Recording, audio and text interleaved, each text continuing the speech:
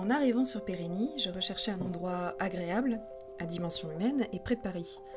Mais je n'aurais pas imaginé allier également mon lieu de vie avec mes passions artistiques. J'ai compris très rapidement que les lieux semblaient être particulièrement inspirants. C'est sur une idée de ma femme, Marie-Madeleine, que j'ai créé l'association Formes et Couleurs il y a 20 ans, avec l'aide, je dois dire, non mesurée de la commune. J'ai voulu cette association efficace et surtout chaleureuse, et je dois dire qu'avec notre professeur Yacoub Kahil, j'y suis parvenu. Yacoub Kahil est diplômé de l'Académie des Beaux-Arts de Varsovie, et il allie compétences et pédagogie de façon remarquable. Il laisse beaucoup de liberté à l'élève. C'est un maître.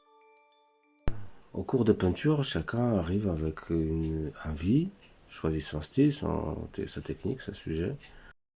J'aide à réussir, quel que soit le niveau de l'élève, quel que soit son style, sa technique. Je suis chef de chœur et d'orchestre depuis 60 ans.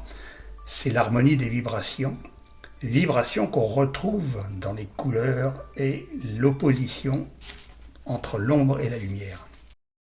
J'ai eu énormément de chance dès l'idée, conception et réalisation, puisque la collaboration avec la mairie, l'association et tous les élèves était excellente.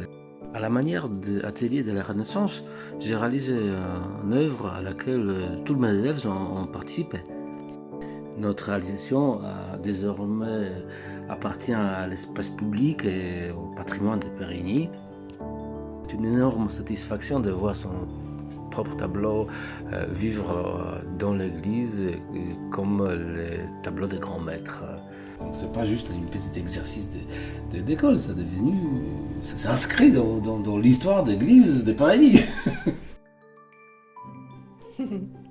N'oublions pas que l'un des 2 plus jeunes monuments de France classés historiques se trouve ici, érigé en pleine nature, la closerie Falbala de Jean Dubuffet. Construite pour y abriter le cabinet logologique et pour son usage personnel, la closerie Falbala est maintenant ouverte au public. Et quand l'univers coloré de Frankie Boy s'installe dans le village, la création libre de l'artiste rejoint le patrimoine avec la fresque Les Jours Heureux, réalisée là où se situait son atelier et son domicile. Il y a encore de nombreux autres artistes, mais je vous laisse avec les jeunes talents de demain qui semblent aussi être bien inspirés.